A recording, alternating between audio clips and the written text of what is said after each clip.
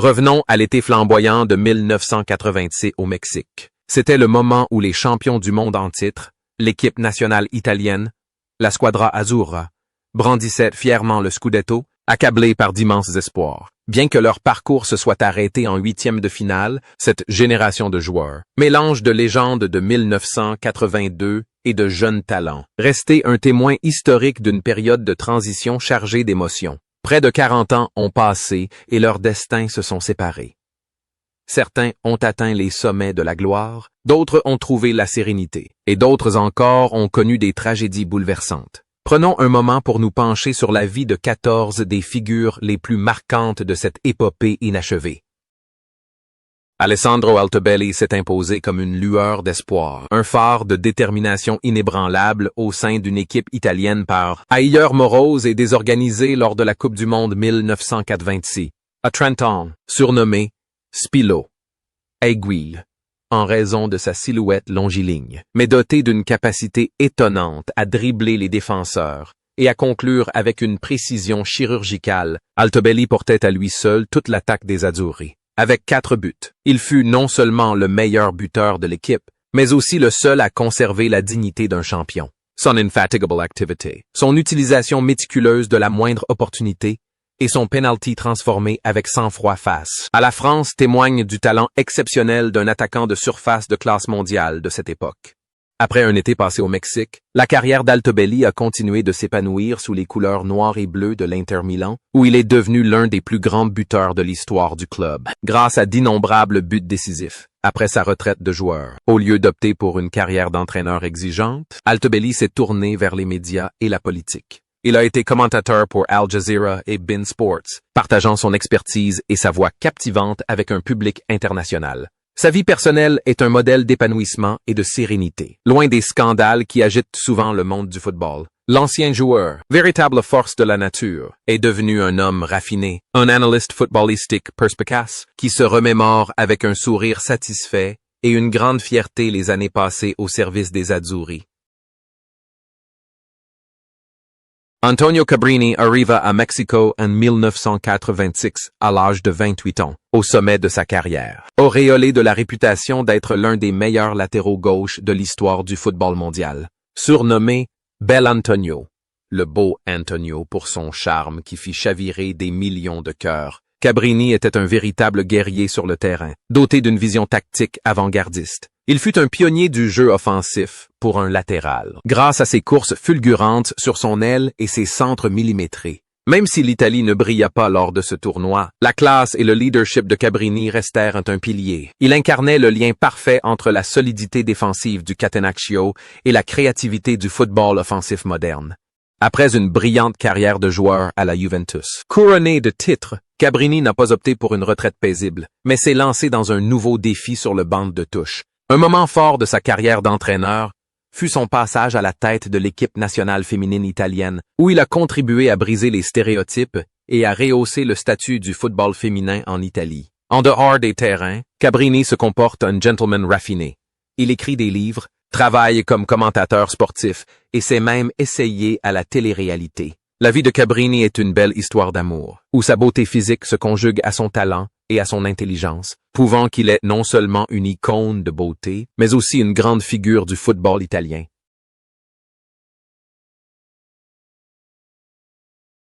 À 28 ans, Giovanni Galli a courageusement relevé le défi d'hériter du maillot numéro 1 et de la responsabilité de garder les cages du légendaire Dino Zoff. Une pression énorme que peu auraient osé assumer. Lors de la Coupe du Monde, 1986 au Mexique, il a disputé les 4 matchs, devenant le dernier rempart de la défense pendant une période de transition générationnelle. Bien qu'il n'ait pas pu égaler l'exploit de son prédécesseur en matière de cage inviolée, Galli a fait preuve de constance, d'excellents réflexes et d'un sang-froid incroyable devant le but. Aero Discray. Il s'efforçait de corriger les erreurs de ses coéquipiers, même si parfois son talent individuel ne suffisait pas à sauver une équipe en difficulté. La carrière de Galli en club connut ensuite un essor remarquable. Il devint un gardien de but fiable pour le grand AC Milan sous la direction d'Arrigo Sacchi, remportant tous les titres majeurs du club. Cependant, sa vie personnelle fut marquée par une terrible tragédie. la mort de son fils, Niccolò, dans un accident de voiture à l'âge de 17 ans. La douleur de cette perte bouleversa sa vision de la vie. Galli abandonna le football de haut niveau pour se consacrer à la politique et à la philanthropie, créant une association caritative portant le nom de son fils pour aider les jeunes. Il transforma son chagrin en une motivation pour servir la communauté, devenant un symbole de compassion. Aujourd'hui, Giovanni Galli restait dans les mémoires non seulement comme un gardien de but exceptionnel, mais aussi comme un père aimant et généreux.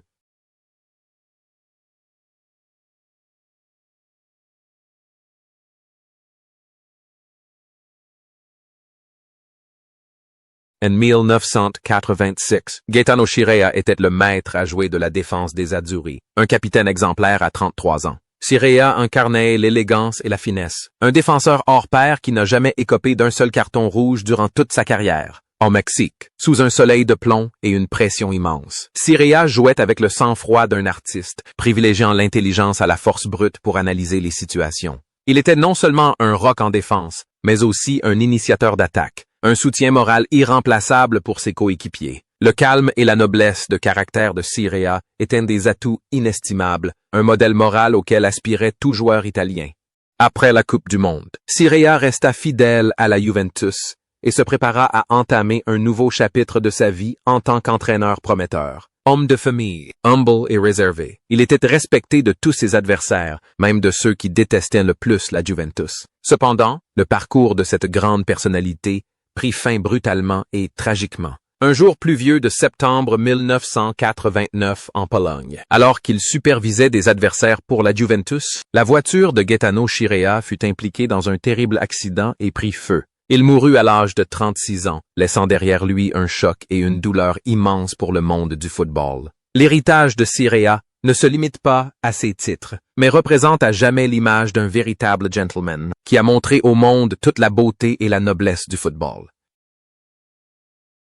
Pietro Vierchowod, à 27 ans, celui que l'on surnommait le Tsar, en raison de ses origines ukrainiennes et de son style de jeu autoritaire, terrorisait tous les attaquants adverses grâce à son marquage acharné et à sa condition physique exceptionnelle. Lors de la Coupe du Monde, 1986 au Mexique, Vierchowod a disputé tous les matchs, devenant un rempart impénétrable face aux attaques incessantes. Son jeu n'était ni flamboyant ni spectaculaire. Il était efficace, agressif et d'une passion ardente, utilisant sa force pour compenser le manque de vitesse de ses coéquipiers plus âgés. Vierchowod incarnait un esprit combatif sans compromis, un véritable gladiateur dans une arène romaine des temps modernes.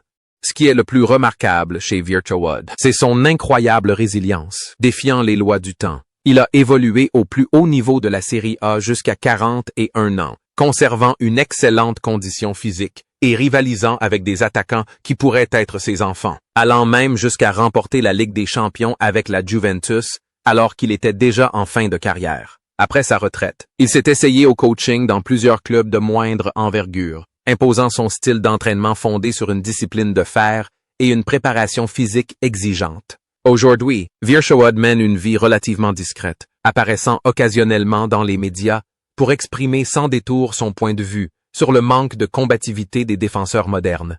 Il conserve le charisme d'un tsar, un symbole de professionnalisme et de volonté inébranlable.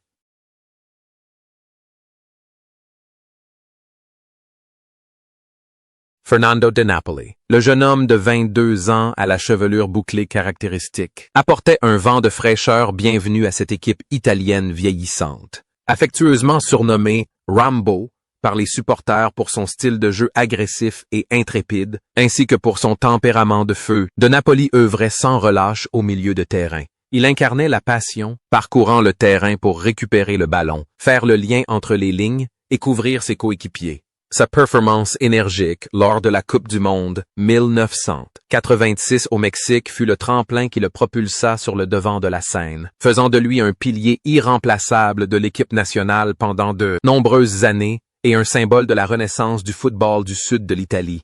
La carrière de Napoli en club est intimement liée à l'âge d'or du Napoli, où il a évolué aux côtés du légendaire Diego Maradona pour remporter 2 scudettos historiques, brisant la domination des clubs du Nord. Après sa retraite, contrairement à nombre de ses coéquipiers qui ont choisi la lumière des projecteurs, de Napoli a opté pour une vie paisible et simple. Il a occupé des postes d'entraîneur dans des clubs comme Reggiana et Avellino, mais s'est toujours tenu à l'écart du tumulte médiatique. De Napoli incarne l'humilité d'un héros discret, un homme qui a toujours tout donné, sur le terrain comme dans ses fonctions d'entraîneur, trouvant la sérénité auprès de sa famille et dans ses précieux souvenirs.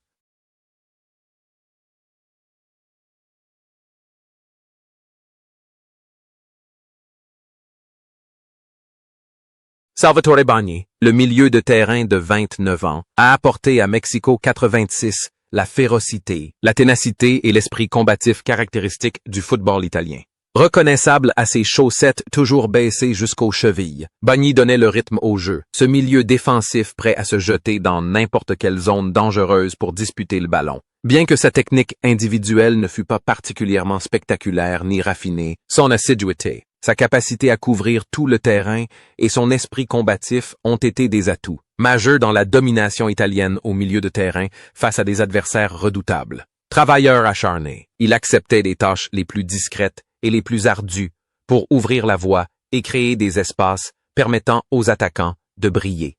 Après une brillante carrière de joueur à l'Inter Milan et surtout à Naples, Bagni est devenu un commentateur sportif de télévision renommé grâce à sa voix rauque si particulière et à son style direct et passionné. Cependant, sa vie a également été marquée par la plus grande tragédie qu'un père puisse connaître. La perte de son jeune fils, Raphaël, dans un terrible accident de voiture en 1992. Surmontant un chagrin inimaginable qui aurait pu anéantir n'importe qui, Bagni s'est relevé avec une force extraordinaire, continuant à travailler et à vivre. Aujourd'hui, il demeure un expert footballistique respecté. Mais au fond du regard de cet homme fort, se cache une profonde compréhension de la valeur de la vie, de la paternité et de l'importance de savourer chaque instant passé avec ses proches.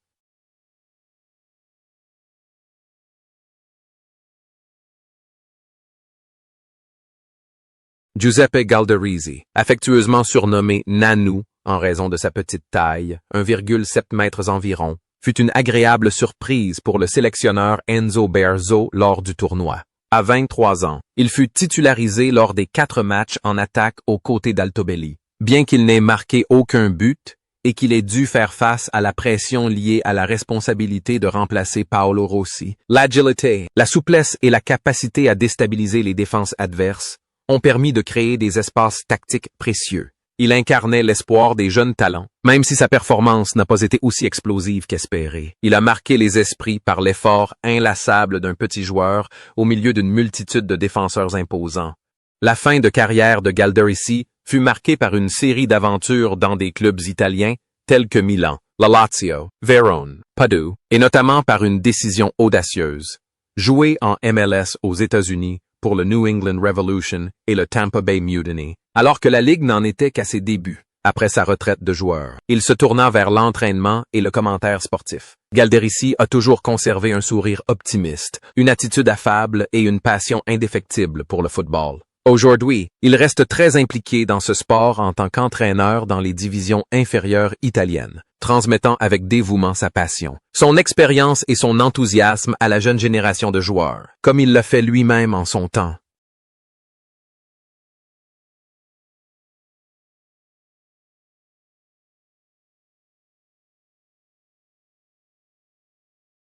Bruno Conti, le grand héros d'Espagne 82, arrive à Mexico 86 à l'âge de 31 ans. Bien que ses jambes n'aient plus la même agilité qu'en 4 ans, sa technique individuelle magistrale et sa vision tactique demeuraient celles d'un génie rare. Surnommé Mara Zico, un mélange de Maradona et Zico pour son style de jeu typiquement sud-américain, les dribbles déroutants, les changements de direction caractéristiques et les centres millimétrés de Conti restèrent être l'arme la plus redoutable de l'Italie sur l'aile droite. Il disputa les 4 matchs, se donnant à fond pour préserver la magie des derniers instants et tenter d'insuffler de la vie au jeu parfois rigide de son équipe. Bruno Conti a consacré sa vie et sa carrière aux couleurs grenat et or de l'AS Roma. Après sa retraite, il est resté fidèle au club, devenant directeur du centre de formation.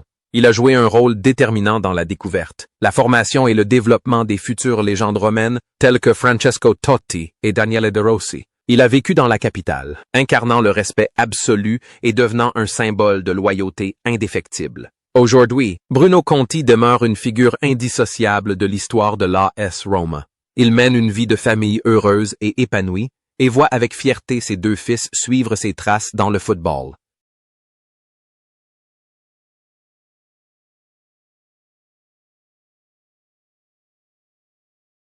Antonio Di Gennaro, 27 ans, arrive à la Coupe du Monde 1986 en tant que meneur de jeu de l'Hellas Vérone, une équipe qui vient de réaliser un exploit en remportant la Serie A l'année précédente. Au Mexique, le sélectionneur Bearzot lui fait confiance à ce poste reculé lors de 4 matchs, grâce à sa capacité à contrôler le rythme, à lire le jeu et à délivrer des passes longues et incisives qui déstabilisent les défenses adverses. Di Gennaro est un joueur intelligent et tactique, qui apporte la fluidité et l'agilité nécessaires au style de jeu puissant et tactique de l'Italie. Tel un architecte silencieux, il dessine les lignes d'attaque de son équipe. Après avoir pris sa retraite de joueur, Antonio Di Gennaro a mis son sens tactique aiguisé au service de commentaires perspicaces. Il est devenu l'un des commentateurs de football les plus appréciés et les plus respectés d'Italie. Son analyse calme et objective, ainsi que son professionnalisme et sa grande précision, étaient très appréciés des téléspectateurs. Par ailleurs, il s'est également impliqué en politique locale, témoignant d'un profond intérêt pour les questions sociales. Aujourd'hui, Di Gennaro est un modèle d'homme accompli, qui concilie avec brio une brillante carrière médiatique et une vie de famille sereine, et continue de mettre son intelligence au service du football italien.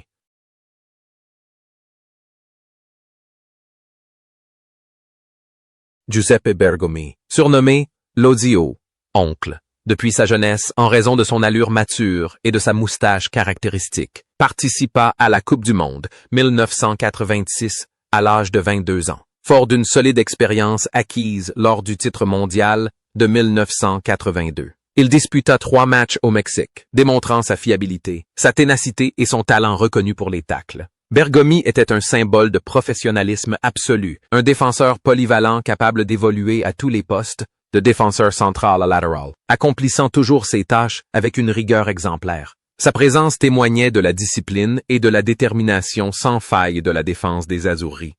Toute la brillante carrière de Bergomi a été consacrée à l'Inter Milan, sous le maillot rayé noir et bleu, faisant de lui l'un des joueurs les plus fidèles à un seul club de l'histoire du football mondial. Après sa retraite, il est devenu commentateur vedette de Sky Sport Italia. Sa voix grave et puissante a accompagné les grands matchs de Serie A et d'autres championnats majeurs pendant 2 décennies. Bergomi est un modèle de loyauté et de dévouement, des qualités qui font de plus en plus défaut dans le football moderne. Il continue de travailler sans relâche avec une passion ardente, inspirant les jeunes joueurs par son éthique professionnelle et son amour inconditionnel du jeu.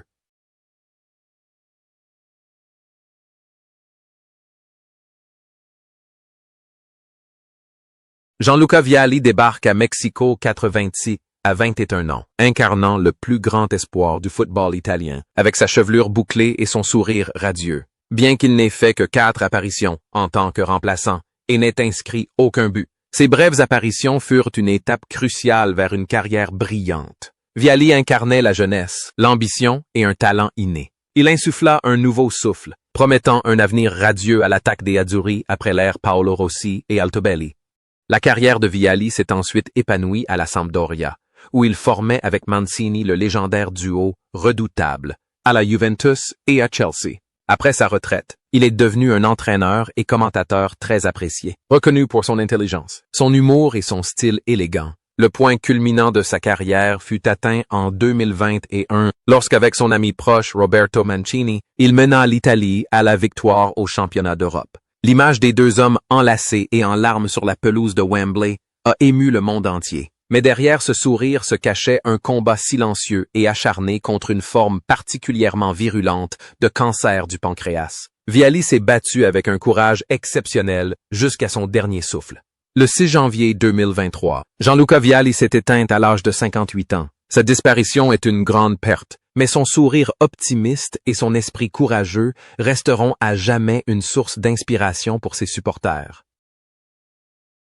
Carlo Ancelotti, le talentueux milieu de terrain de 27 ans de l'AS Roma, figurait dans la sélection pour la Coupe du Monde 1986 au Mexique. Mais une blessure persistante au genou l'empêcha de jouer une seule minute. Ce fut une immense déception et un grand regret pour un joueur au sommet de sa carrière. Pourtant, c'est précisément en observant ses coéquipiers depuis le banc de touche, en analysant le jeu avec le regard d'un spectateur malgré lui, que se forgia son intelligence tactique. Ancelotti ne put certes pas contribuer physiquement au jeu lors de cette compétition, mais il commença à apprendre à jouer au football et à le contrôler avec l'esprit d'un stratège.